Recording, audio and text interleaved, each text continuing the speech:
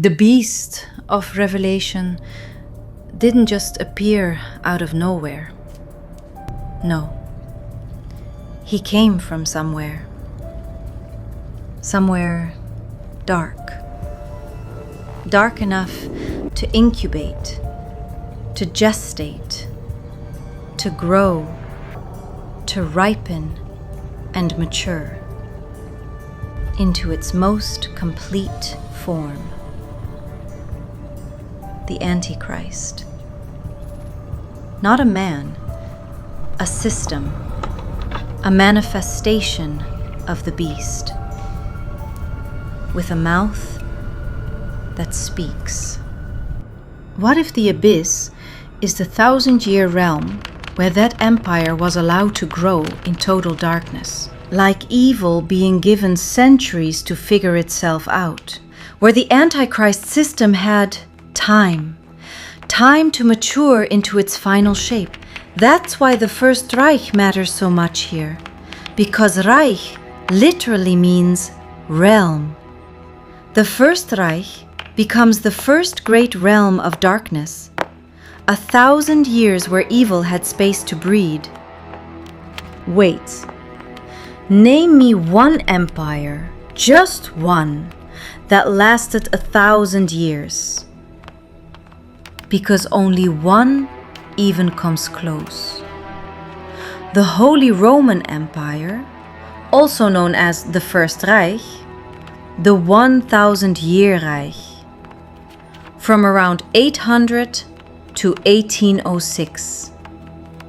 1,000 years. And that's where this gets uncomfortable. Because Revelation says Satan was given 1,000 years. So you've got to ask, is that a coincidence? Or is that how long it actually takes to build something like that? To incubate an empire until it reaches maximum evil, the Antichrist system. And during that time, the word was locked in Latin, literally chained to the pulpit. Ordinary people couldn't read it. They couldn't see the light for themselves. The system controlled the only book that could expose it. Until the light slipped out. The reformers, 1500s, they translate the Bible into the language of the people. And what do? They point straight at it. They say, that's it. That system is the Antichrist. Not theory, eyewitness. Because Revelation doesn't say the beast comes from nowhere. It says it rises out of the abyss, out of the very realm that had been shaping it. That means,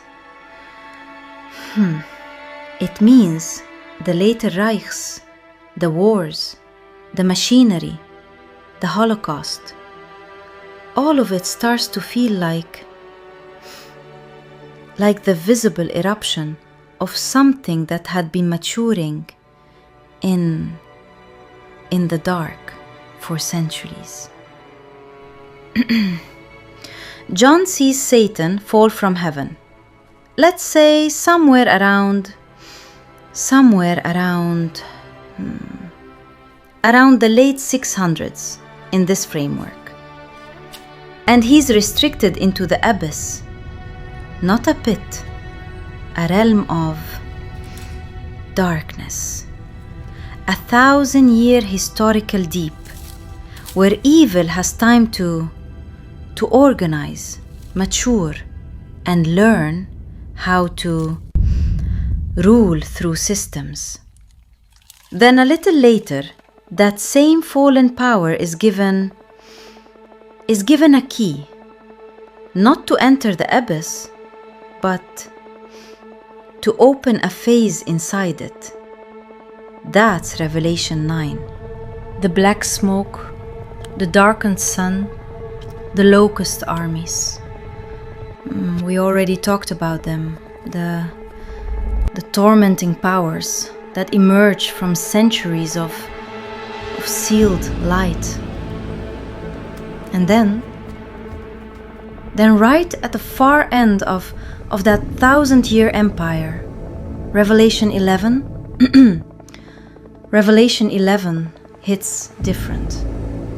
Because now it's not just smoke coming out. Now it's the beast. It's the beast itself. The beast is rising from the abyss.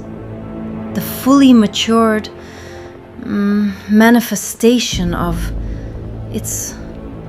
everything that realm of darkness had been building. And what followed only makes the pattern even harder to ignore. The later Reichs, the wars, the machinery, and then the Third Reich, a system consciously set up in honor of the First Reich. At that point in history, the darkness finally reached visible form. Not the beginning of the beast, the ultimate manifestation of what the abyss had been breeding the whole time. And once you see the abyss as a realm instead of a place, the whole First Woe starts reading like history,